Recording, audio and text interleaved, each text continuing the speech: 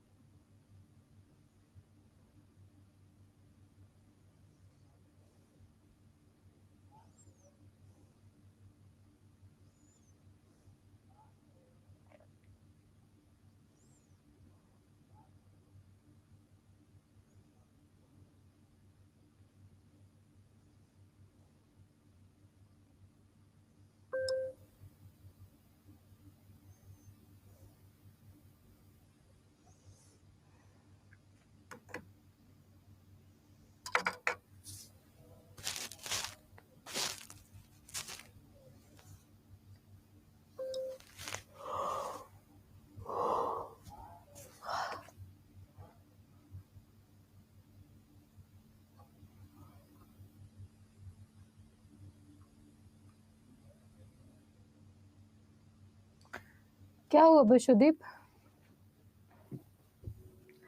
काहे सॉरी बोल रहे हो? थक जाती हूँ मैं।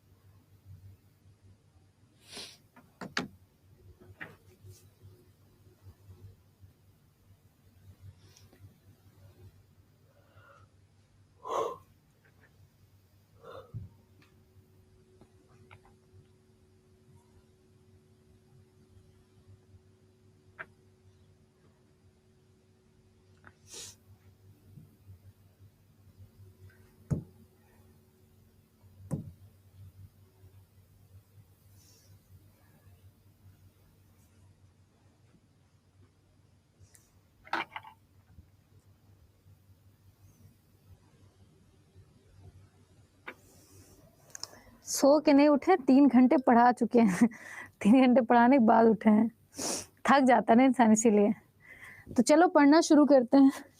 यहाँ गर्मी नहीं लगती, यहाँ ठंड नहीं लगती है क्योंकि ठंड के टाइम पे खतरनाक एसी चलती है, गर्मियों के टाइम पे भी खतरनाक एसी चलती है।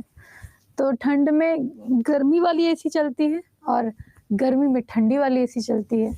तो ऑल टाइम आप लोग हमें जैकेट में देखेंगे। लेकिन इतनी ठंड नहीं है जितनी कि बाहर की है। बाहर के टेम्परेचर यहाँ के टेम्परेचर में बहुत डिफरेंस है। ठीक है, आप बिना यहाँ स्वेटर के भी चल सकते हो, ऐसा हो जाता है। बट जैकेट पहननी हमारी मजबूरी है थोड़ी-सी। तो चलो पढ़ना शुरू करते हैं। आज का टॉपिक आपके झील का है। तो झील का टॉपिक थोड़ा बेहतरीन है, देखते रहिएगा। इसके अलावा जैसे हमने आर्ट एंड कल्चर याद किया है, वैसे ही हमें झील भी याद करनी है। मैं बाद में नहीं सुनना चाहती कभी भी कहीं पे भी कि हमें ये याद नहीं है। ठीक है? हाँ जी। तो ठीक है? हाँ। तो झील को भी ऐसे ही याद करते चलेगा। यहाँ पर आप लोग को याद हो गया होगा ना, जैसे हम लोग आर्ट एंड कल्चर पढ़े थे, तो आर्ट एंड कल्चर आप लोग को याद हो गया है ना? ऐसा तो नहीं कि वो हो गया होगा, भूल गया होगा, ऐसा तो नहीं है? बताओ। है ना? आर्ट एंड कल्चर याद हुआ है कि नहीं? कि उसके बाद जित हम पढ़ाना छोड़े, हम पढ़ना छोड़ दिए। कोई बात नहीं नीतीश, आप 1 दिन पढ़े हो ना, जब 2-3 दिन पढ़ लोगे सही हो जाएगा, ठीक है? नहीं तो फिर एक बात बताएँ, पढ़ने का सबसे बेहतरीन तरीका होगा जो आपकी रिकॉर्डेड क्लास है, उसे 2 से 3 बार देख लो। नोट्स खोलने की ज़रूरत ही नहीं होगी, आप ऐसे ही याद कर लोगे, ठीक है? हाँ, बस 2 से 3 बार याद कर लो उसे, मतलब देख लेना। ठीक, आगे चलो।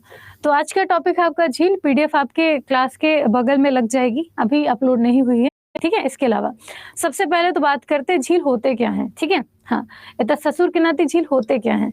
तो ससुर के नाते सॉरी झील कहते किसको हैं? तो झील एक ऐसा प्लेस होता है जो कि चारों तरफ से भूमि से घिरा हुआ हो और बीच में पानी हो, ठीक है? बीच में पानी हो। तो पेन कहाँ गया यार? है ना? हाँ, तो बीच में पानी हो, उसे हम झील कहते हैं। इसके अलावा यहाँ पर हम झील को लेकर के क्या-क्या पढ़ेंगे। यहाँ पर हम झील किसे कहते हैं, ये देखेंगे। झील के प्रकार कितने होते हैं, महत्वपूर्ण झील कौन-कौन सी है, इसके इम्पोर्टेंट तथ्य क्या होते हैं, प्रीवियस ईयर क्वेश्चन। यहाँ पर आपकी पीडीएफ के साथ ही आपके जो क्वेश्चन है आपको अटैच होते मतलब मिल जाएंगे। परेशानी कहीं पे आपको फेस नहीं करनी पड़ेगी, ठीक है? हाँ।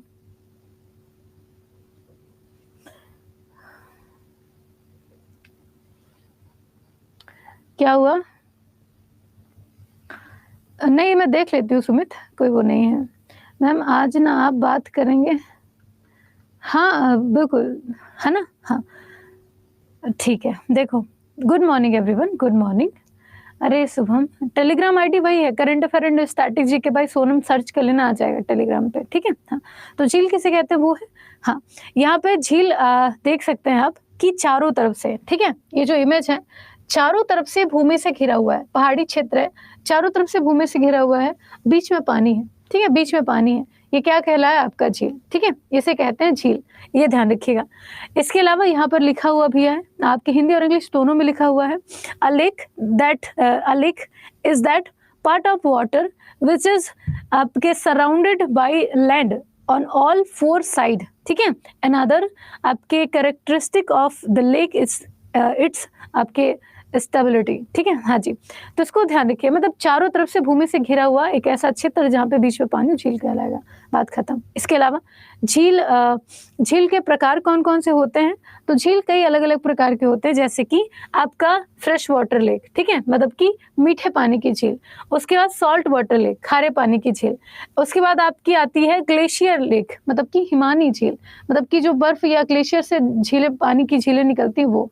इसके बाद आपकी कृत्रिम झील, मतलब कि आर्टिफिशियल लेक, जिसे इंसान बनाते हैं।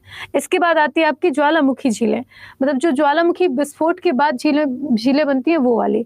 उसके बाद आती है कि गोखुर झील, है ना, जिसे हम ऑक्सफ्लो लेक कहते हैं, एक ये होती है। उसके बाद होती है आपकी लैगून झील। अगर बात की जाए आपके फ्रेश वाटर लेक की, तो फ्रेश वाटर लेक जैसे हमारे आसपास के क्षेत्र में आप देखेंगे कि तालाब की खुदाई होती है, ठीक है? हाँ, तो पहले से ही निर्मित तालाब जो कि प्रकृति के द्वारा निर्मित हुए हैं, पहले से ही एक ऐसा स्थान होगा जो कि काफी गहरा होगा। वहां पे बरसात का पानी धीरे-धीरे इकट्ठा होता जाता है और वो तालाब का रूप ले लेता है या फिर झील का रूप ले लेता है, ठीक है? हाँ जी, तो एक ये हो गया। और उन तालाबों में जो पानी है धीरे-धीरे पृथ्वी के अंदर से भी आना शुरू कर देता है। एक ऐसा एरिया हो जाता है जहाँ पे पानी हमेशा बना रहता है, ठीक है? हाँ जी, तो उसे हम झील कह दिए। या फिर वहाँ का जो पानी पीने लायक होता है, तो पीने लायक जो भी पानी हो, अगर झीलें हैं, पीने लायक झीलों का पानी है, उसे फ्रेश वाटर कहते हैं।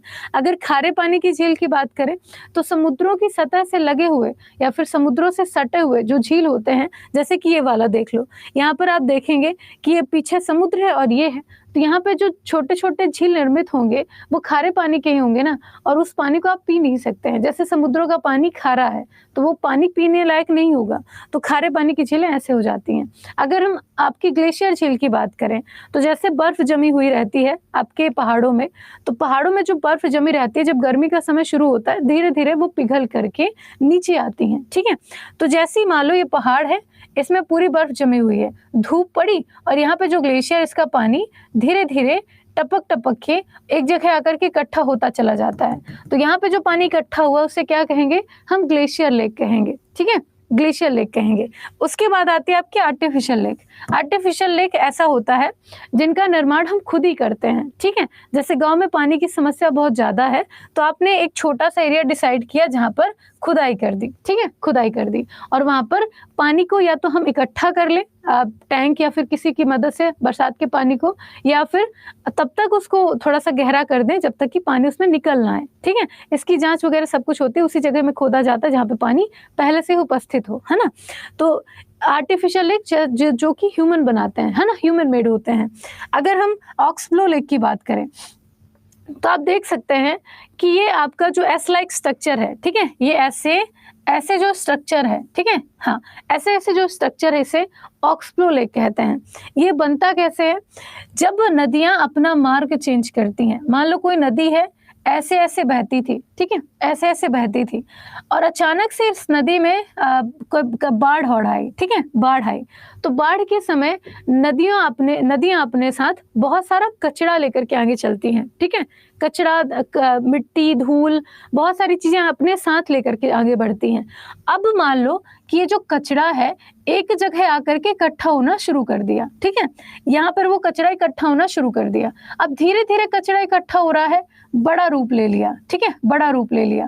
अब यहाँ पे जो पानी कचरा इकट्ठा हुआ तो पानी इधर तो आ नहीं सकता, तो पानी अपना रास्ता चेंज कर देता है, ठीक है, हाँ जी।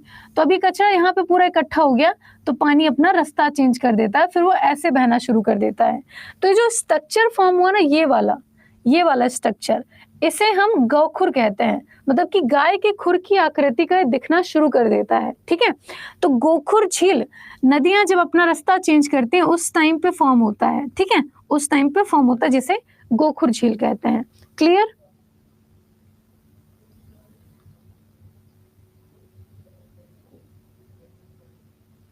हाँ रिजवाना, बात करना होता है लेकिन ना आपका जो माइक है वो ओपन नहीं होता, शायद नेटवर्क का इशू रहता है आपकी तरफ। बहुत ध्यान से क्लास देखो, आज हिम्मत नहीं हमारी, एक बार बताएंगे। ओके मधुरिमा, बताते हैं, रुक जाओ, ठीक है, हाँ बिल्कुल परी।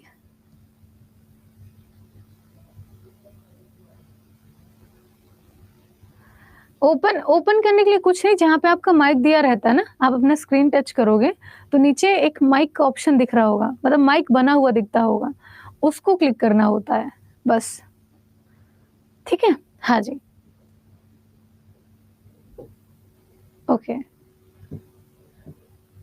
यूट्यूब पे क्लास होती, आज भी हुई थी।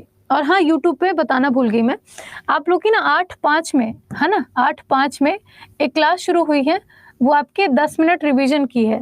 तो 10 मिनट में, 10 से 15 मिनट के अंदर अंदर हमें हर एक टॉपिक का रिवीजन करना है। तो आने वाले ये पूरा फरवरी का महीना काफ़ी इंपॉर्टेंट होगा।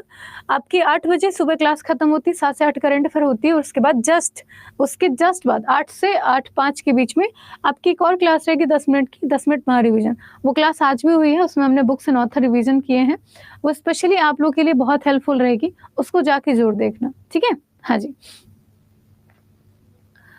क्यूआर कोड वाला हटाइए, रबीना आप दोबारा क्लास ज्वाइन करो, आप पीछे चले गए हो, है ना, सॉरी, आप दोबारा क्लास ज्वाइन करो, ठीक, हाँ। तो ये समझ में आया गोखुर झील कैसे बनती है, जब नदियां अपना रास्ता चेंज करती हैं तो उससे गोखुर झील का निर्माण होता है, ठीक है, ये ध्यान रखना। पहले जो झील थी, आप यहाँ पे देख सकते हैं, पहले जो झील थी ये हाँ, ठीक है, पहले आपको ये जो झील दिख रही है, ये झील ऐसे ऐसे ना बह के, ऐसे ऐसे ना बह के, ये झील ऐसे बहती थी, ठीक है, ऐसे बहती थी, या फिर ये झील जो है, ये झील जो है, ये ऐसे हुआ करती थी, इसका जो मुहाना है ये ऐसे हुआ करता था, ठीक है, ऐसे हुआ करता था। लेकिन यहाँ पर जब कचरा इकट्ठा होता चला गया, तो ये जो स्ट्रक्चर फॉर्म हुआ ना, ये वाला, ठीक है, ये वाला स्ट्रक्चर, इस स्ट्रक्चर को हम आपके क्या कहते हैं, गोखुर कहते हैं, ठीक है, गाय के खुर की आकृति का दिखता है ये, तो इसको ध्यान रखिएगा, ठीक, ये रही बात।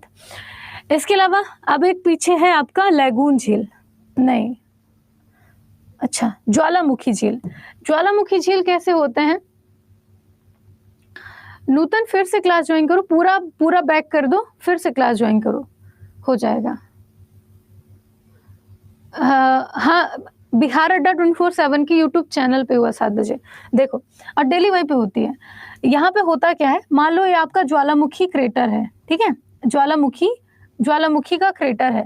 क्रेटर हम कहते हैं जब ज्वालामुखी समय समय पर विस्फोट होती रहती है ना, तो जैसे ज्वालामुखी से क्या निकलता है, अंदर की पिघली हुई चट्टानें बाहर आती हैं, ठीक है, ज्वालामुखी से अंदर की पिघली हुई चट्टानें बाहर आती हैं।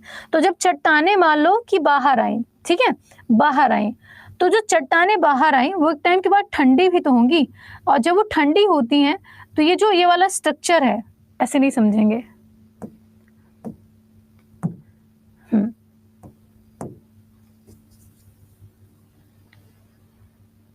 नहीं, ये वाला मान लो ये आपका ज्वालामुखी क्रेटर है, ठीक है। हाँ नहीं, क्रेटर मतलब कि मुहाना, जहाँ से ज्वालामुखी का लावा जो है बाहर निकलता है। अभी आपके ज्वालामुखी का लावा है जिसमें पिघली चट्टानें बाहर की तरफ आती हैं, ठीक है, बाहर की तरफ आती हैं। तो जब ये चट्टानें बाहर की तरफ आई, तो ये चट्टानें इसमें भी तो गुजरी है ना, इससे भी तो गुजरी। तो जब ये मतलब ये क्रेटर से होकर के नीचे बहती हैं चट्टानें, तो क्रेटर भी तो धीरे धीरे चौड़ा होता जाता है, तो इसकी लंबाई भी बढ़ती है, ठीक है, इसकी लंबाई भी बढ़ती है, ये ध्यान रखना। इसके अलावा जब ज्वालामुखी विस्फोट हो गया, विस्फोट होने के बाद जो लावा है बाहर आ गया, बाकी का बचा हुआ लावा दोबारा धरती के अंदर चला गया, ठीक है, दोबारा धरती के अंदर चला गया। जैसे ही लावा धरती के अंदर दोबारा चला जाता है, उस कंडीशन में क्या होता है कि ऊपर का जो प्लेस है, ठीक है, हाँ जी, मान लो जो लावा था ये पूरा बाहर निकला, उसके बाद बाकी का जो बचा हुआ लावा था इतने दूर पे आकर के रुक गया, है ना, इतने दूर पे आकर के रुक गया, ठीक। और ये हिस्सा, इतना हिस्सा खाली है, यहाँ से यहाँ तक का हिस्सा खाली है। तो ये जो खाली स्थान है ना, उसमें धीरे धीरे बरसात का पानी इकट्ठा होना शुरू कर देता है, भरना शुरू कर देता है, ठीक है। तो यहाँ पे जो पानी इकट्ठा हुआ, ठीक है, यहाँ पे जो पानी इकट्ठा हुआ यहाँ तक, ठीक है, यहाँ तक, तो इस पानी को हम कहते हैं, इस एरिया को हम कह देते हैं, एक झील का नाम दे देते हैं, ठीक है, ऐसा। तो ये ज्वालामुखी झील हो गई।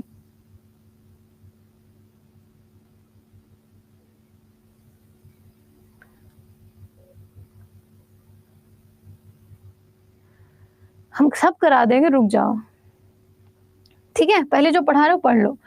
तो ये आपका ये रहा ज्वालामुखी झील। अगर हम लैगून झील की बात करें, ठीक है, लैगून झील की, लैगून झील कुछ नहीं होते हैं, समुद्र से सटे हुए कुछ ऐसे स्थान होते हैं जहां पर समुद्र का जो पानी है धीरे धीरे इकट्ठा होता रहता है, ठीक है। जब ज्वार और भाटा का नाम सुना होगा आपने, जो चंद्रमा से प्रभावित होते हैं। तो ज्वार और भाटा, जब ज्वार आता है तो पानी ऊपर की तरफ चढ़ता है, और जब भाटा आता है तो पानी पीछे की तरफ जाता है, ठीक है। तो ज्वार और भाटा जब आते हैं तो कुछ ऐसे, ये मान लो समुद्र है, बीच में पहाड़ है और ये एरिया है, समुद्र यहाँ से भी खुला है और यहाँ से भी खुला है, ठीक है। तो जब पानी बहुत ज्यादा समुद्र का आगे की तरफ आता है तो यहाँ पे पानी भर जाता है और उसके बाद फिर पानी चला जाता है, लेकिन थोड़ा सा पानी रुक जाता है, ठीक है, थोड़ा सा पानी रुक जाता है।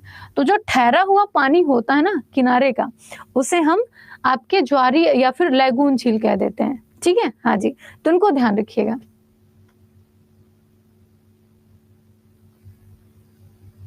पानी उबलने लगता होगा, हाँ, ज्वालामुखी का पानी अक्सर गर्म होता है ना, अक्सर गर्म होता है।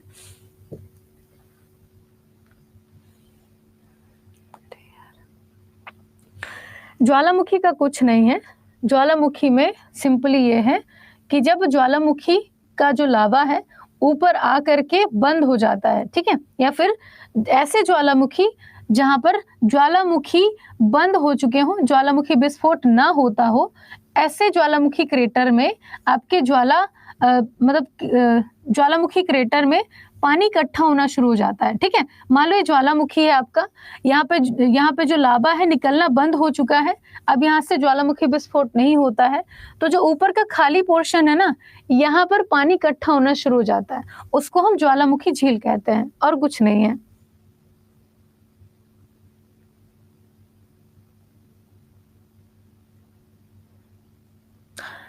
गर्म कुंड होने के पीछे एक कारण ये होता है कि अंदर की जो ऊर्जा है ना, जैसे हमारी जो पृथ्वी है, पृथ्वी के अंदर आपका जो मैग्मा है वो पिघला हुआ है, लावा के फॉर्म में बहुत गर्म है, तो उसकी छोटी छोटी जो दरारें हैं वो कहीं ना कहीं से तो हवा पाएंगी ना। तो अर्थ के अंदर से छोटी छोटी ऐसी बहुत सारी जगह हैं जहां पर ऐसे झील आपको देखने मिलेंगे जिनका पानी खौलता हुआ रहता है। आप ऊपर हिमालय की तरफ अगर चढ़ते हैं, बहुत सारे ऐसे ठंडे प्रदेश हैं जहाँ पे कुछ ऐसे क्रेटर पाए जाते हैं, फिर कुछ ऐसे छोटे छोटे से जगह हैं जहाँ पे पानी खौलता हुआ दिखता है ना, ऐसा होता है।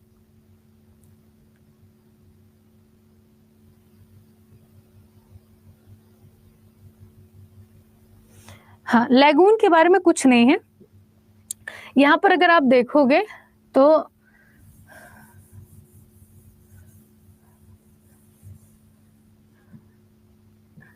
मान लो ये पहाड़ है, ठीक है, ये पहाड़ है, इसके पीछे पूरा समुद्र है, ठीक है, ये समुद्र है, ये आपका पहाड़ है, ठीक है, पहाड़ है, और यहाँ पर छोटे छोटे से प्लेसेस हैं, ठीक है, छोटे छोटे से प्लेसेस हैं, ऐसे ऐसे करके छोटे छोटे से प्लेसेस हैं जो कि समुद्र के स्थल कहलाते हैं, ठीक है।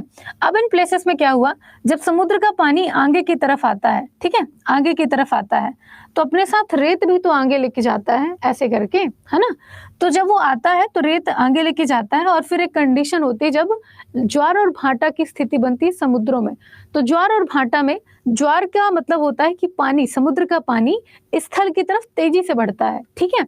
तो उस कंडीशन में समुद्र का पानी स्थल के छोटे छोटे भागों में जाकर के भर जाता है, ठीक है, भर जाता है, तो एक झील का रूप ले लेते हैं, क्योंकि अगर पानी यहाँ पे भर गया तो पानी को दूसरी बार कहीं जाने का तो मौका मिलेगा नहीं, सिर्फ एक बार पानी भर गया तो भर गया, तो यहाँ से पानी कहीं जा नहीं पाता भरने के बाद, तो उन्हें हम झील कह देते हैं, ठीक है, झील कह देते हैं। इन्हें ही लैगून झील का नाम दिया जाता है, जिसमें समुद्र का पानी समय समय पर भरता रहता है। ऐसे बताओ क्या डाउट है पूजा?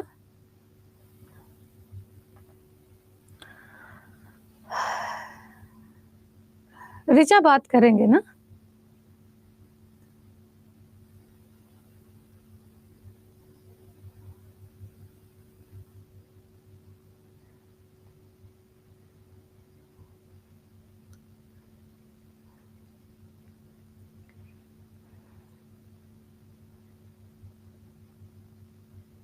सीधे डाउट लिखो, सीधे डाउट लिखो, एमसीक्यू दिया हुआ है।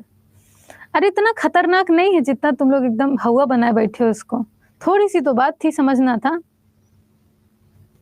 चिल्का लैगून झील है।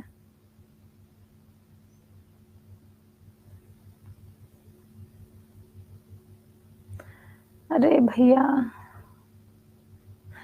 अभी रुक जाओ, आगे पढ़ो, नहीं समझ में आएगा फिर समझा दूंगी, ठीक है। हाँ ठीक है, हाँ देखो, तो अभी हर स्टेट में ना अलग अलग झील पाई जाती हैं, ठीक है, हर स्टेट में अलग अलग अपनी झीलें हैं। यहाँ पर अगर जम्मू कश्मीर की बात करें तो जम्मू कश्मीर में, जम्मू कश्मीर की अलग अलग झीलें हैं। यहाँ पे अगर देखोगे तो जम्मू कश्मीर की झीलों की अगर बात करें तो डल, बूलर, शेषनाग, अनंतनाग, बरीनाग, नागिन, जैसे हमने अभी लोक कला और आर्ट एंड कल्चर में एक सीक्वेंस देखा था, वैसे ही आप यहाँ पे भी सीक्वेंस याद कर सकते हो। जम्मू कश्मीर में चुनिंदा है जो पूछे जाते हैं, जैसे कि डल है ना, आपका बूलर है, डल, बूलर, शेषनाग, है ना, अनंतनाग, अनंतनाग, नागिन, ठीक है, नागिन। इसके अलावा मानस बल, ठीक है, मानस बल, ठीक है, मानस झील भी इसको कहते हैं, बल नहीं भी याद करेंगे तो चलेगा। तो जितने भी नाग नागिन हैं, जम्मू कश्मीर में कहते हैं ना कि कैलाश पर्वत में भगवान शंकर जी का निवास है, तो भगवान शंकर के गले में सांप भी रहता है। तो यहाँ पर जितने भी नाग नागिन मिलेंगे सारे आपको जम्मू कश्मीर में लेके जाने हैं, ठीक है। इसके अलावा ये पाए ही नहीं जाते कहीं पे। तो डल, बूलर, मानस, डल, बूलर और मानस, ये सिर्फ 3 याद करने पड़ेंगे क्योंकि ये भूल जाते हैं कई बार। तो डल, बूलर और मानस कहाँ पे होंगे? आपके जम्मू कश्मीर के। बाकी शेषनाग, अनंतनाग, बैरीनाग, नागिन सारे आपके जम्मू कश्मीर जाएंगे, ठीक है, ठीक है, हाँ इसको ध्यान रखना। इसके अलावा कुछ मत ध्यान देना, ठीक। आगे चलो, इसको कैसे नोट करें? इसको भी नोट करने के लिए कुछ नहीं, एक छोटा सा A4 साइज का पेपर लेना, एक साइड आप राज्य लिख देना, उसके ऊपर झील लिख देना। राज्य के आगे कौन कौन से, कहाँ पे कौन कौन सी झीलें हैं, जैसे जम्मू कश्मीर में डल, बूलर, मानस बल, शेषनाग, अनंतनाग, बैरीनाग, नागिन, यहाँ पे लिख देना, बात खत्म, ठीक है। ऐसे ही दूसरा स्टेट यहाँ पे, उसकी झीलें यहाँ पे, फिर एक स्टेट यहाँ पे, झीलें यहाँ पे, ऐसे ही सीक्वेंस बना लो, ठीक है। क्वेश्चन आंसर मत वो करना, सिर्फ राज्य और उनके अंदर पाई जाने वाली झीलें ऐसे नोट बनाना, ठीक है। आगे देखो, तो ये आपके डल, बूलर सारी झीलें हैं। यहाँ पर ये झीलें ग्लेशियर वाली झीलें होंगी, क्योंकि सारा जो पानी है झीलों में वो आपके ग्लेशियर के पिघलने से आता है, ठीक है, ये भी ध्यान रखिएगा, ठीक। हाँ, तो ये ग्लेशियर वाली झीलें होंगी, तो इनको ध्यान रखना। अब बात करते हैं उत्तराखंड की। हाँ राशिद, हो सकता है, हाँ, सबको याद करें, इतना टफ भी नहीं है, सिर्फ याद करने की ज़रूरत है ना? देखो, उत्तराखंड की बात करें, उत्तराखंड की झीलें याद करने का सबसे आसान तरीका है कि जहाँ पर भी आपको ताल दिखे, ठीक है? हाँ, ताल का मतलब तालाब से होता है, बट यहाँ पर तालाब का नाम ही ताल से रखा गया है यहाँ पे। तो जहाँ पर भी आपको ताल दिखे, सारे ताल कहाँ पे मिलेंगे? आपको उत्तराखंड में। तो ताल से ताल मिलाते हुए कहाँ जाना है? उत्तराखंड में। ऐश्वर्या राय का एक गाना था ना, ताल से ताल मिला, तो बस आपको उत्तराखंड जाना है गाना गाते हुए, ठीक है? हाँ, तो यहाँ पर कौन-कौन से ताल हैं? तो जैसे आपका नैनीताल, सात ताल, राकस ताल, माला ताल, देवताल, नौकुचिया ताल, खुरपा ताल, आपके ये सारे ताल कहाँ पे हैं? तो ये पड़ेंगे आपके उत्तराखंड में। इसमें भी उत्तराखंड का सबसे खूबसूरत जो झील है वो कौन-सा है? तो वो है आपका नैनीताल झील, ठीक है? नैनीताल झील। इसे झीलों का झील भी कहते हैं, बड़ी खूबसूरत झील है ये, ठीक है? इसको ध्यान रखिएगा। इसके अलावा यहाँ पर एक झील है जिसका नाम है रूपकुंड, ठीक है? उत्तराखंड में यही एक झील है जिसका नाम थोड़ा अलग करता है, इसका नाम है रूपकुंड, ठीक है? यहाँ पर अचानक से देखा जाता है कि कंकालें मिलती हैं, तो रूपकुंड सिर्फ नाम है, यहाँ पे जाने के बाद कुरूप हो जाता है इंसान, एकदम टांग के ऊपर चला जाता है, ठीक है? और फिर उसकी कंकालें यहाँ से मिलती हैं। तो रूपकुंड में सब कुरूप हो जाते हैं, कहाँ जा करके? उत्तराखंड। तो आपका रूपकुंड है, कहाँ पड़ता है? उत्तराखंड में। तो सारे ताल कहाँ पहुंचे? आपके उत्तराखंड में, ठीक है? उत्तराखंड में, ये ठीक है? हाँ जी, ये देखो, ठीक? हाँ, तो नैनीताल, सात ताल, राकस ताल, माला ताल, देवताल, नौकुचिया ताल, खुरपा ताल, कहाँ पे हैं सारे? ये पड़ते हैं आपके उत्तराखंड में। यहाँ पे भी पानी कैसे आता होगा?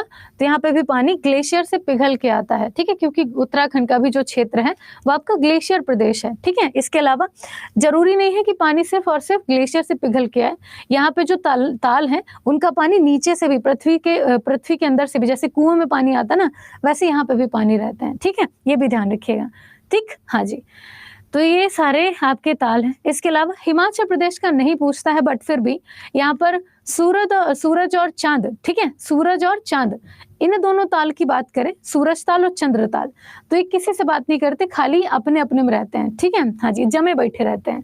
तो आपका हिमाचल प्रदेश में क्या है? सूरज और चंद्र ताल। ये नहीं पूछा जाता, बट फिर भी इंफॉर्मेशन होनी चाहिए, क्योंकि उत्तराखंड के सारे झील अलग और आपके हिमाचल प्रदेश के एकदम अलग, ठीक है? मिलते जुलते दिखेंगे लेकिन अलग अलग हो जाएंगे, क्योंकि सूरज और चांद, ठीक है? सूरज और चांद ये सारे आपके हिमाचल प्रदेश में रहेंगे, ठीक? बढ़िया, आगे देखो। इसके बाद बात करें उत्तर प्रदेश की, ठीक है? उत्तर प्रदेश की, एक बार थोड़ा सा रुक जाना।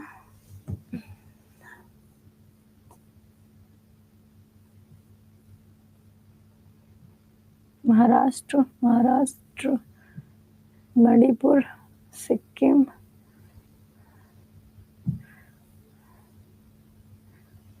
ओके, कोई दिक्कत नहीं है। हाँ, यही है, ठीक है ना? हाँ,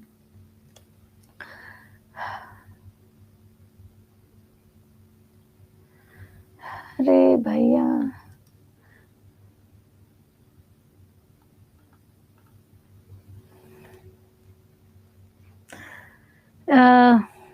तुमको ना अलग से ज्योग्राफी पढ़ाएंगे, ठीक है? आगे चलो।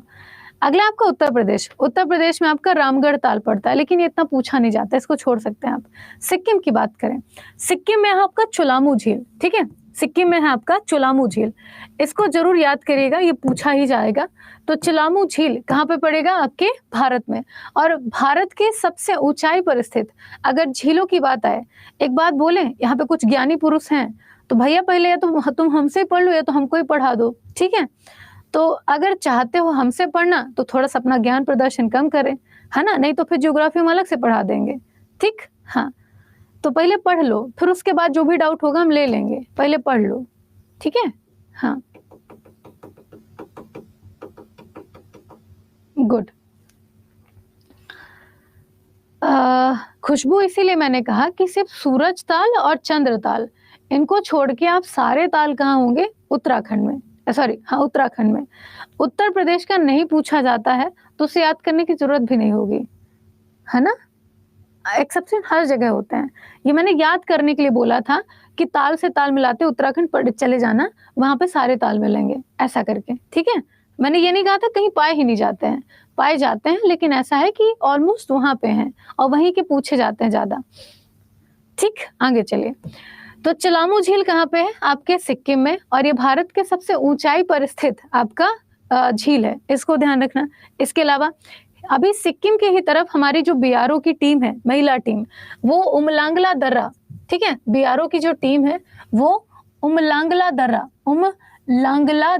ठीक है, उमलांगला दर्रा, इस पे क्या बना रही है? रोड बना रही है। और दुनिया की सबसे ऊंचाई पर स्थित रोड का निर्माण भी यहीं पे हो रहा है, और ये पड़ता कहाँ पे है? तो सिक्किम में स्थित है, ठीक है। तो दुनिया का मतलब कि भारत के सबसे अधिक ऊंचाई पर स्थित झील कौन सी होगी? चोलामू झील, जो कि सिक्किम में पड़ेगी, ठीक। आगे चलो, अगला आपका मणिपुर, ठीक है, मणिपुर की बात करें तो यहाँ पे आपकी लोकटक लेक है, ठीक है, लोकटक झील है। लोकटक झील की अगर बात करें तो उसकी सबसे खास बात यह है कि इसके ऊपर एक नेशनल पार्क है जिसका नाम है किबू लामजाओ नेशनल पार्क, नाम सुने होंगे। तो ये आपकी लोकटक झील है, ये पूर्वोत्तर भारत में मीठे पानी की सबसे बड़ी झील मानी जाती है। कौन सी? आपकी लोकटक झील।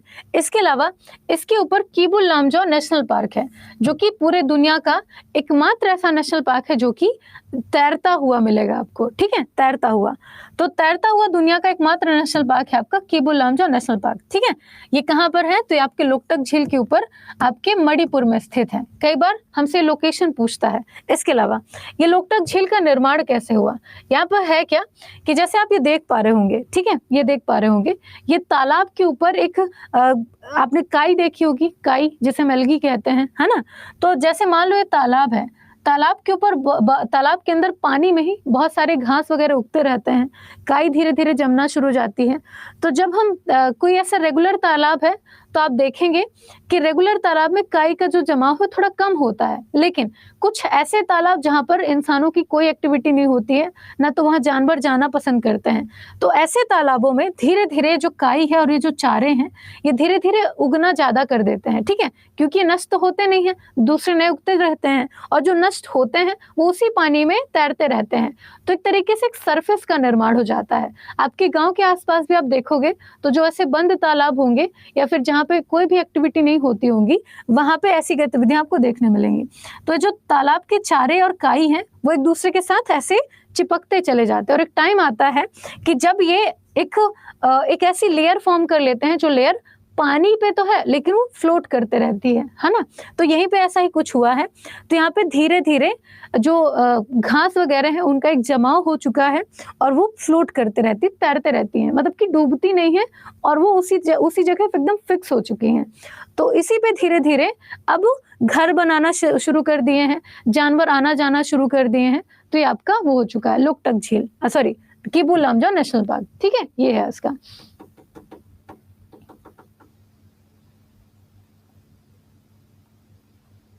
जलकुंभी भी होता है।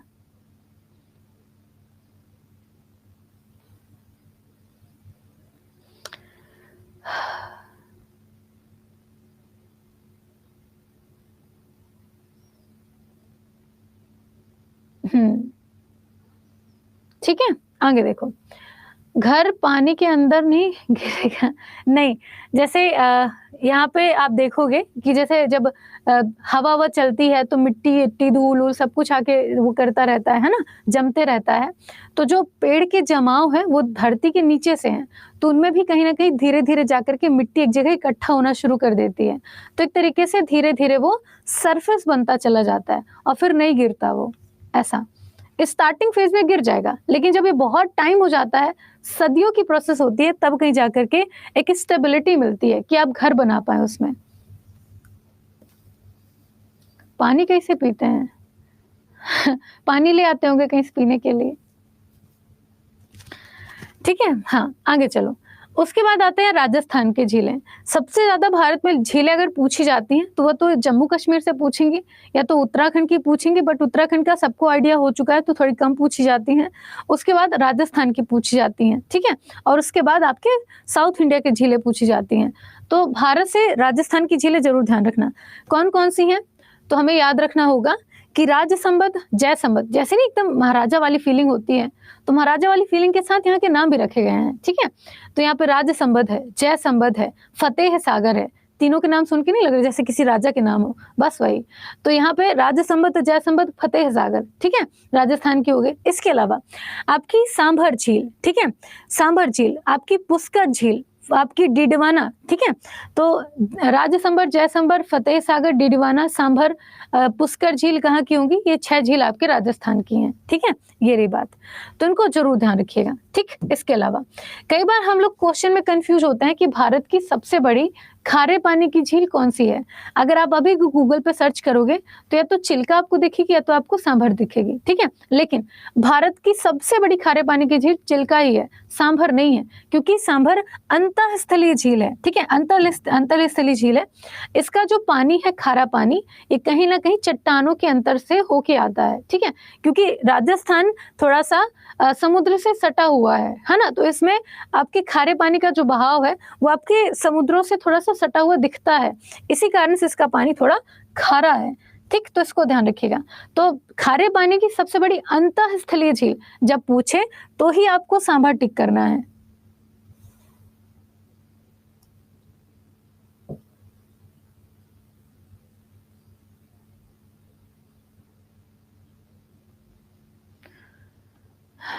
क्या जाता है?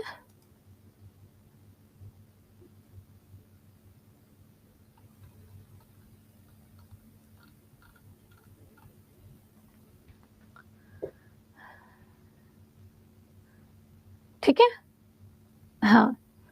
तो ये ध्यान रखिएगा, रुक जाओ परी, बात करेंगे, पहले पढ़ लो, है ना, ये ध्यान रखना। तो राजसंबर, जयसंबर, डिडवाना, फतेह सागर और आपका सांभर, पुष्कर झील कहाँ पे पड़ेगा? तो ये पड़ेगा आपके राजस्थान में, ठीक। तो हमें सारी ये चीजें याद रखनी पड़ेंगी। आगे देखो, तो आप देख सकते हैं सारी झीलें हैं राजस्थान की, बड़ी सुंदर सुंदर सी, है ना। आगे देखिए, अगला आपका लोनार झील, ठीक है। लोनार झील, तो लोनार झील ये क्या है? तो ये आपके महाराष्ट्र में स्थित है। बहुत पहले एक उल्का पिंड आकर के धरती से टकराया था, ठीक है। तो उस उल्का पिंड के टकराने के कारण एक गड्ढे का निर्माण हुआ और उस गड्ढे में धीरे धीरे बरसात का पानी जो है इकट्ठा होना शुरू हो गया, ठीक है। तो अब क्या हुआ है कि अब ये जो पानी इकट्ठा हुआ है, इसमें कुछ एल्गियों का जमाव देखा गया, जो कि अन्य एल्गियों से थोड़ी सी अलग हैं। और अब ये एल्गी क्या हो रही हैं? धीरे धीरे मर रही हैं, जिस कारण से क्या कहते हैं, इसका पानी गुलाबी कलर का दिखना शुरू हो चुका है। पानी गुलाबी नहीं है, दिखता गुलाबी है, ठीक है। हाँ, तो सबसे पहले महाराष्ट्र में कौन सा है? आपका लोनार झील। इसका निर्माण आपके उल्का पिंड के टकराने से हुआ था, इसको ध्यान रखिएगा। और जैसा कि मैंने कहा कि इसका पानी धीरे धीरे गुलाबी दिखना शुरू हो चुका है, तो ये आपका गुलाबी कलर है, ठीक है। हाँ, तो इसको ध्यान रखिएगा। इसके साथ इसका कारण क्या बताया जा रहा है? तो इसका कारण है कि इसमें जो पाए जाने वाले बैक्टीरिया हैं, वो बैक्टीरिया धीरे धीरे डेथ कर रहे हैं, मर रहे हैं। तो उन बैक्टीरिया का नाम क्या था? अभी मैंने एक दिन 4 बजे वाली क्लास में उस बैक्टीरिया का नाम भी बताया था, हो ओरांग एल्गी समथिंग करके उसका नाम है, एक बार चेक कर लेना। उसी बैक्टीरिया की डेथ यहाँ पे हो रही है, जिस कारण से इसको देख रहे हैं आप, ठीक है। हाँ, तो ये सिंपल सी बात है। तो सिर्फ इतना ध्यान रखना है कि लोनार झील कहाँ पे? आपके महाराष्ट्र में। होलोफिक, गुड। बात ही कर लें फिर हम, है ना। रुक जाओ, 2-4 झील और बची है, ठीक। आगे चलो, अगला आपका केरल का। मैंने कहा था या तो ये जम्मू कश्मीर का पूछेगा, या तो उत्तराखंड का पूछेगा, या तो आपके राजस्थान का पूछता है, ठीक है। महाराष्ट्र का लोनार झील सबको थोड़ा थोड़ा आइडिया हो गया, तो ये भी थोड़ा पूछा जाता है, ठीक है। इसके अलावा केरल की बात करें तो केरल में झीलें आपकी पेरियार झील, ठीक है। पेरियार झील, आपकी बेम्बनाद झील, ठीक है। केरल और पेरियार, अष्टमुदी, बेम्बनाद, हाँ, तो पेरियार, अष्टमुदी, बेम्बनाद झील पूछी जाती है। कई बार आप देखे होंगे, जो प्रीवियस पेपर है उनको उठा के देखेंगे, बेम्बनाद झील आपको दिखेगी। तो बेम्बनाद झील ये केरल की सबसे बड़ी झील है और देश की सबसे बड़ी झीलों में भी एक गिनी जाती है। तो बेम्बनाद झील कहाँ की हो गई? आपके केरल की। पेरियार झील कहाँ पे है? तो आपके केरल के। अष्टमुदी कहाँ पे है? तो आपके केरल के, ठीक है, केरल में। तो 3 झीलें हमें केरल से याद रखनी है, आपके पेरियार, अष्टमुदी, बेम्बनाद। पेरियार, अष्टमुदी, बेम्बनाद, इन तीनों को ध्यान रखिएगा, केरल से तीनों क्वेश्चन अच्छे हैं। अगला देखो, इसके बाद आंध्र प्रदेश की बात करें तो यहाँ से पुलिकट झील पूछी जाती है, अच्छी झील है। तो पुलिकट झील और कोलोरू झील, ठीक है, कोलेरू झील कहाँ की हो गई? आंध्र प्रदेश की, ठीक है। पुलिकट की बात करें तो भारत की दूसरी सबसे बड़ी लैगून झील पहली कौन सी है? तो पहली है चिल्का, ये भारत की सबसे बड़ी लैगून झील है। दूसरी कौन सी है? तो दूसरी आपकी पुलिकट झील, जो कि आपके क्या कहते हैं, आंध्र प्रदेश में स्थित है। इसको जरूर ध्यान रखिएगा, ठीक है, इसको ध्यान रखना। इसके अलावा यहाँ पर जो पुलिकट झील है, इसको लेकर के हमेशा विवाद रहता है, क्योंकि जो हमारे साउथ इंडिया की नदियां हैं, ठीक है, साउथ इंडिया की जितनी भी नदियां हैं, इन्हें प्रायद्वीपीय नदियां कहा जाता है। क्यों कहते हैं? क्योंकि ये जो प्रायद्वीप है, हमारा भारतीय प्रायद्वीप है, ये बहुत पुराने समय से है ना। तो पुराने समय से जो नदियां हैं वो धीरे धीरे सूखना शुरू कर दी हैं, तो पानी थोड़ा कम रहता है। तो पानी को लेकर के विवाद हमेशा यहाँ पे लगा रहता है। तो आंध्र प्रदेश और तमिलनाडु, ठीक है, आंध्र प्रदेश और तमिलनाडु, इन दोनों के बीच में पानी का विवाद था, जिसमें 16% भाग आंध्र प्रदेश तमिलनाडु को जाता है और 84% भाग आंध्र प्रदेश के पास रहता है।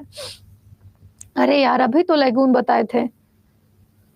लैगून वही कि समुद्र से सटा हुआ एक छोटा सा भाग जहां पर पानी स्टोर होता रहता है, उसे लैगून झील कहते हैं, ठीक है। ऐसा बस सरल शब्दों में यही समझो।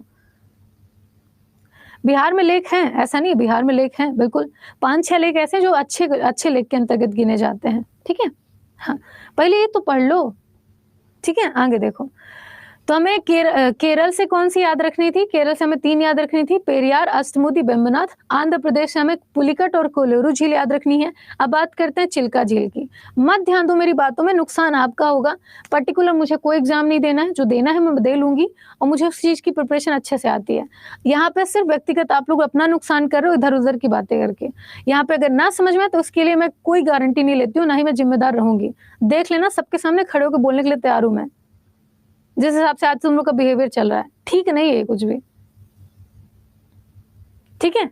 चिल्का झील की अगर बात करें तो भारत की सबसे बड़ी लैगून झील कौन सी हो गई? आपकी चिल्का झील हो गई, ठीक। पढ़ने में मन लगता नहीं है, जबरदस्ती जब कोई एक बात को 4 बार बताए तब कहीं जाकर समझ में आती है। तो इतना माइंड स्लो प्रोसेस करता कैसे है? माइंड स्लो प्रोसेस नहीं है, सिर्फ तुम लोग समझने के लिए तैयार नहीं हो। एक ही बात को 5 से 6 बार बता चुकी हूँ। जो बच्चा जिसको समझ में इरिटेट हो गया होगा कि साला ये चल क्या रहा है, अब गाली नहीं दे रहे हैं, मतलब ये नॉर्मल लैंग्वेज में बता रहे हैं कि एक ही बात को 10 बार कैसे कोई पूछ सकता है यार, है ना। थोड़ा सा ध्यान रखो, यहाँ पे व्यक्तिगत अपना नुकसान करो, मेरा कुछ नहीं जाएगा। मुझे वैसी ही सैलरी मिलेगी, मैं वैसे ही खुश रहूंगी, मैं वैसे ही पढ़ाते रहूंगी, सिर्फ अपना नुकसान करोगे, ठीक है। तो क्या करना है मुझे, देखो, ठीक है। तो खारे पानी की सबसे बड़ी झील कौन सी होगी? लैगून झील भारत की सबसे बड़ी चिल्का झील है। दूसरी कौन सी थी? तो थी पुलिकट झील, ठीक है। इसके बाद ये कुछ वन लाइनर फैक्ट हैं जो आपको परेशान करते हैं, देख लो। इसमें कि भारत की सबसे बड़ी मीठे पानी की झील कौन सी है? तो बुलर झील है, जम्मू कश्मीर में स्थित है।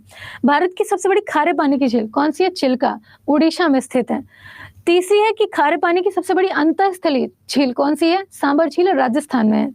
भारत की सबसे बड़ी लैगून झील कौन सी है? चिल्का है। भारत की दूसरी सबसे बड़ी लैगून झील कौन सी है? तो आपकी पुलिकट झील है, ध्यान रखिएगा। भारत की सबसे लंबी झील कौन सी है? तो आपकी वेम्बनाथ झील है। कहाँ पे? तो केरल में स्थित है।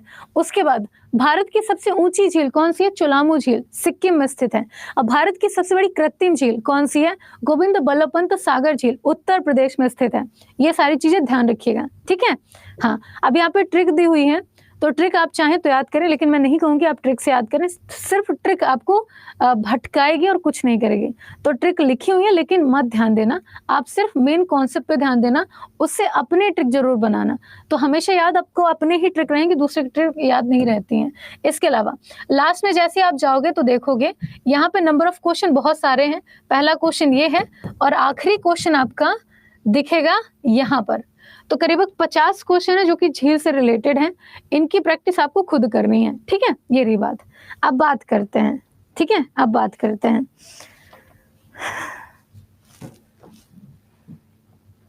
हाँ, मेरे से क्वेश्चन आ रहा था कि क्या कहते हैं, क्या क्वेश्चन था यार, कौन से पहाड़ से कौन सी नदी निकलती है? नदी निकलने का कॉन्सेप्ट अलग होता है। यहाँ पर नदियों का जो उद्गम है वो पुराने समय से है। जब कोई चट्टान, ऐसे पानी से भरी हुई चट्टानें, आप देखते होंगे कि हम लोग जो बोर वगैरह करते हैं तो उसके लिए पाइप को नीचे डाला जाता है। ऐसा नहीं कि नीचे एकदम धरती में पानी भरा पड़ा है, नहीं। यहाँ पर कुछ चट्टानें ऐसी हैं जो काफ़ी बड़ी हैं और उनके अंदर पानी भरा हुआ है, तो उन चट्टानों को खोद करके पानी उनके अंदर से लिया जाता है, ठीक है? ऐसे ही नदियाँ भी होती हैं। नदियों का कहीं न कहीं से कोई सोर्स होता है जहाँ से वो निकल रही होती हैं, है ना? चाहे आप गंगा की बात करें, चाहे आप यमुना की बात करें, चाहे आप नर्मदा की बात करें, हर नदियों का कहीं न कहीं कोई उद्गम पॉइंट होता है जहाँ से वो नदियाँ निकलती हैं। आप देखेंगे कि नदियाँ जो ग्लेशियर वाली हैं उनकी अलग बात है। जो आपके प्रायद्वीपीय भारत की हैं या फिर मध्य भारत की हैं, उनका उद्गम कहीं न कहीं बीच से हुआ है, जहाँ पे दूर-दूर तक कोई भी ना सागर है, ना महासागर है, वो पृथ्वी के अंदर से निकली हैं। तो पृथ्वी के अंदर बहुत सारी ऐसी चट्टानें होती हैं जिसमें पानी भरा पड़ा रहता है, ठीक है? ऐसा होता है। हाँ।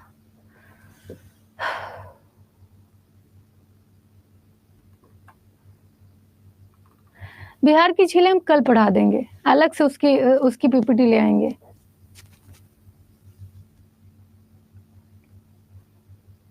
बिहार में 5-6 झीलें जो पूछी जाती हैं, ठीक है? उनमें से एक आपकी रामसर साइट में भी है।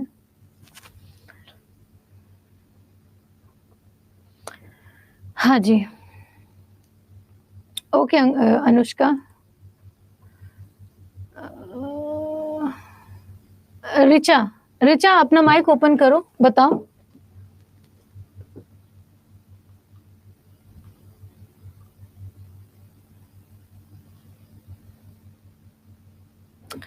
हेलो? नमस्ते ऋचा, बताइए। कैसे हो मैम? ही, बढ़िया हैं, आप कैसी हैं? करते थे, हो ही नहीं रहा था। आवाज़ ना आपकी नहीं आ रही है। नहीं, मैं बोल रही थी कितने दिन से बात करना चाह रहे थे, हो ही नहीं रहा था। अरे वो देख रहे थे ना कि टॉपिक अगर बड़े हैं तो फिर दिक्कत होती है थोड़ी-सी। कोई नहीं, बताइए।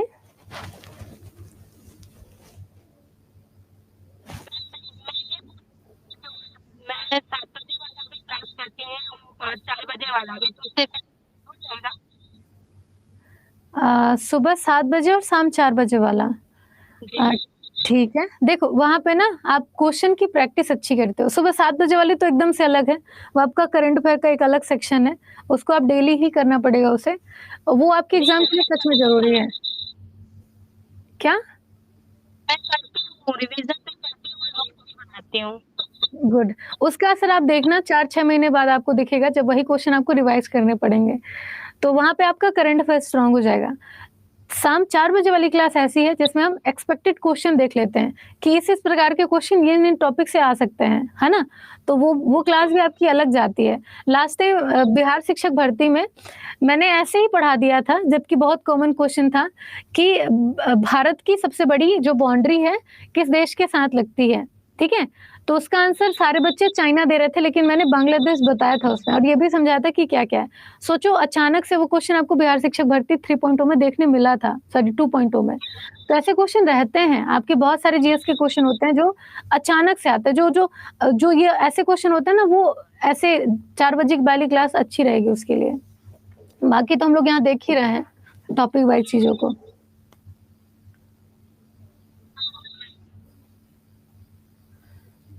और बताओ ऋचा?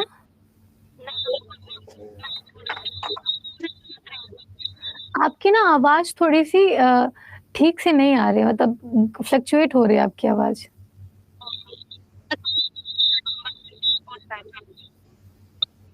ही कोई बात नहीं ऋचा, आप दोबारा रिकनेक्ट करेंगे ना आपको, अभी आपकी आवाज़ ठीक नहीं आ रही मतलब क्लियर ही नहीं हो रही है वो।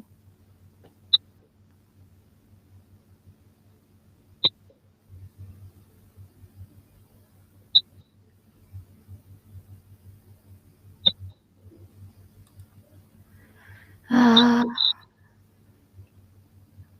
प्रीति? प्रीति आप बताओ?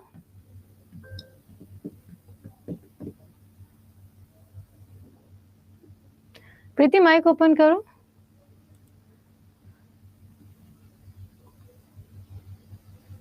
हाँ, प्रीति बताइए। हेलो। हाँ, प्रीति। हेलो। Hello ma'am. हाँ जी, हाँ जी। जी, जी। हेलो। हाँ जी, प्रीति बताइए आवाज़ आ रही है आपकी। मैम आपकी आवाज़ नहीं आ रही। हेलो। आ रही है, मेरे को आपकी आवाज़ आ रही है, बताइए। हेलो मैम, प्रणाम।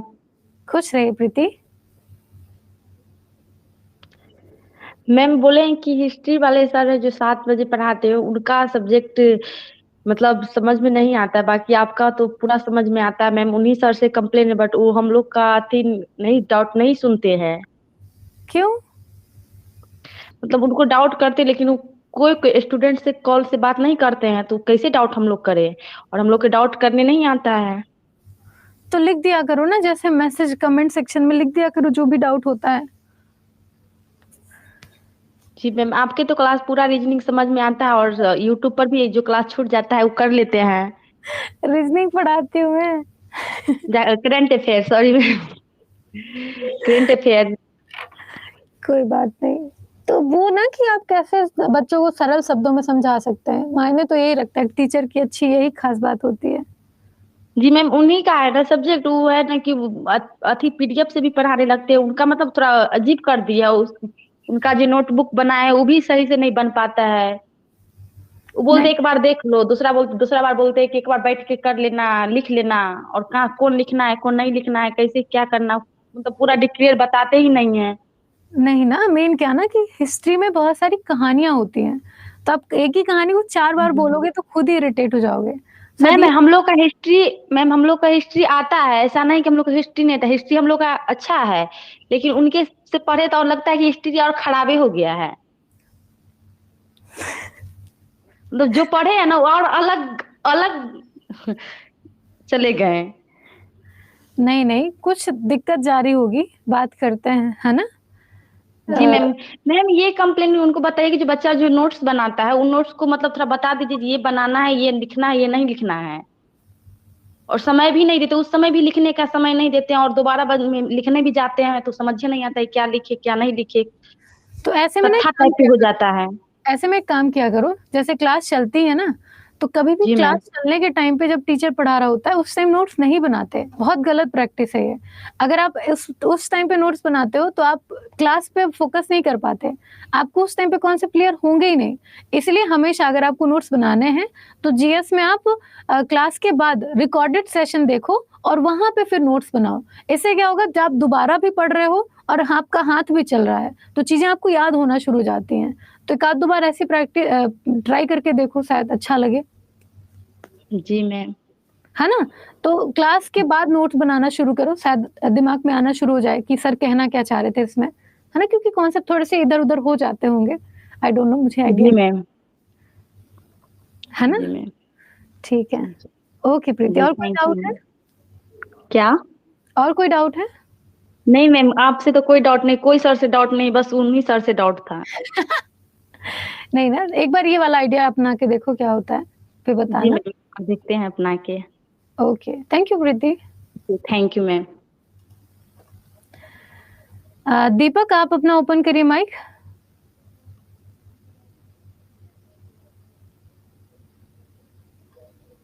दीपक माइक ओपन करिए। हाँ जी।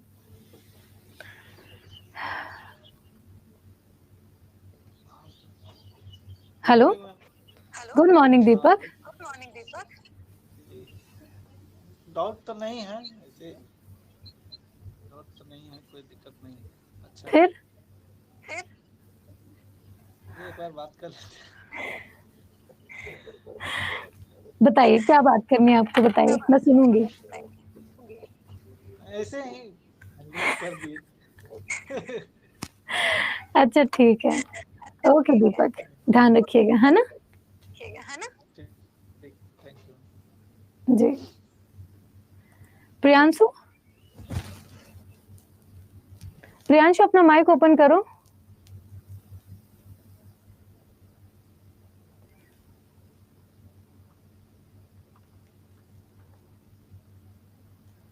हाँ Priyanshu. Hello ma'am. Hello Priyanshu, आपका माइक ऑन है, बात करिए। मेरी आवाज सुनाई दे रही है? क्या कह रही हैं? मेरी आवाज सुनाई दे रही है आपको? हाँ हाँ, आवाज आ रही है, आप बात करिए। आवाज ma'am, good morning. Good morning. Ma'am कोई डाउट नहीं था, बहुत अच्छा पढ़ाती हैं। Thank you Priyanshu. प्रियांशी नहीं मैम, रिया नाम है, मेरा भाई का नाम है नंकी। अच्छा, ओके। वैसे प्रियांशु, यहाँ पे एक मैम है, उनका भी नाम है।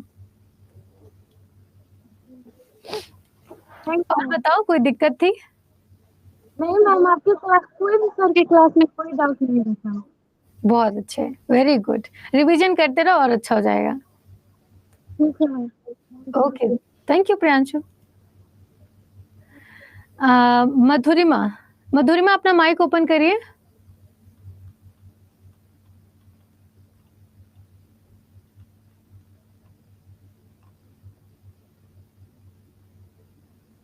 हाँ जी मधुरिमा, बताइए। नमस्ते मैम। नमस्ते जी। मैम आप बहुत अच्छा ही पढ़ाते हैं, कोई डाउट नहीं है। मैम एक ठो डाउट था कि मैम जो आप यूट्यूब पर 3 ठो क्लास होता है, तो तीनों मतलब हम सुबह नहीं आ पाते हैं। सुबह हम कोशिश करते हैं हर क्लास में मतलब आपका अटेंड, सारा सर का क्लास में अटेंड करने की कोशिश करते हैं, लेकिन नहीं हो पाता है। तो हम उसमें मतलब आपका क्लास में मतलब बाकी सर का हम देख लेते हैं, आपका भी देख लेते हैं, लेकिन तीनों आपका 3 ठो होता है, तो उसमें हमको पूछना था कि मतलब कौन सा क्लास में आपका हम देखे जो तीनों का मतलब कंप्लीट हो जाए मेरा एक ही में। वो तो पॉसिबल नहीं, क्योंकि सुबह अलग चलती है, शाम में अलग चलती है। तो ट्राई किया करो कि सुबह वाली हो जाए, है ना? सुबह वाली अच्छा मैम। कंटेंट अच्छी रहेगी तो सही रहेगा। अच्छा मैम। मैम और एक चीज था कि हिस्ट्री में जो सर जो नए आए हैं उसमें जो पढ़ाते हैं, उसमें मतलब पहले तो अच्छा कर लेते थे सर ने, पहले वाले सर थे तब अच्छा कर लेते थे, तो बाद में जब सर चेंज हुए तो इसके बाद मतलब इधर उधर हो गया, तो हमको भी कुछ समझ में नहीं आता। तो ये क्या बोलते हैं, हम नोट्स नहीं बना पाते हैं सर का, तो बुक से पढ़ने से हो जाएगा? बुक है मेरे पास। बुक से एक बार ट्राई करके देखो, और वही क्लास के बाद नोट्स बनाने का ट्राई करो, शायद हो जाए, अच्छा मैम। है ना? ठीक है। हाँ यही बात, आप बहुत अच्छा पढ़ाते हैं ma'am. Thank you. Ma'am YouTube पे जो जो हम रोने वाला मैसेज भेज देते हैं, हम ही भेज देते हैं। मैम हम उसमें मतलब हम जितना भी 4 महीना हो गया मैम, अभी 4 महीने से पढ़ रहे हैं। उसमें से हम दीपांक सर का में भी 2 बार हैंड रेज़ किए थे, इसके बाद डीके सर का में भी किए थे, इसके बाद राज सर का में भी किए थे। राज सर सीधा मना कर दिए थे, तो इसके बाद सीधा आपका हैंड रेज़ किए थे। यही सब पूछना था। अच्छा, इसीलिए चलो ठीक। ज़्यादातर हम मैसेज नहीं करते हैं। ध्यान मतलब ज़्यादा आप बोलते रहते हैं ना कि मतलब उसमें नोट्स नहीं बनाना, देखना है। तो इसीलिए हम उसमें खाली सुनते हैं, देखते हैं, बाद में हम नोट्स बना लेते हैं। बहुत बढ़िया, वेरी आप गुड। आप नोट्स जो बनाते हैं मैम, तो उसमें मतलब क्लास वाला मतलब करेंगे ज़्यादा ध्यान कि यूट्यूब वाला में ज़्यादा ध्यान करें? दोनों 2 अलग-अलग नोट्स बनाते हैं। हाँ, ये सही है, दोनों के अलग-अलग नोट्स रखो तो सही रहेगा। तो किसमें ज़्यादा ध्यान देंगे, क्लास वाला में कि यूट्यूब वाला में? वैसे पेड क्लास पे ज़्यादा फ़ोकस करो, और यूट्यूब अच्छा, वाले में प्रैक्टिस के लिए सबसे अच्छा रहता है ना? हाँ, प्रैक्टिस ठीक के है, लिए यूट्यूब अच्छा है, ठीक, ठीक है? ठीक है। ठीक है मधुरिमा, ध्यान रखना, है ना? मैम मेरा नाम विनीता है। अच्छा, हाँ, विनीता। आपका नाम यहाँ पे मधुरिमा आता है ना, इसीलिए। हाँ, वो बहन का है इसीलिए। अच्छा, ठीक है। Thank you. Thank you. आपकी क्लास है क्या मैम? बच्चे मेरे को भगा देंगे। कोई नहीं। बेचारे मेरे छोटे-छोटे बच्चे हैं ना, यहाँ पे अभी मेरे पास 144 बच्चे हैं छोटे-छोटे। मेरे को बात करनी थी। सॉरी मूरत, अभी ना मैम की क्लास है, लेट हो जाएगा। हम लोग 1 मिनट भी क्लास लेट नहीं कर सकते हैं। तो आज के लिए माफ़ी चाहूँगी, लेकिन कल मैं लिख के रखूँगी, जैसे धीरे-धीरे बात कर लेंगे, है ना? So sorry.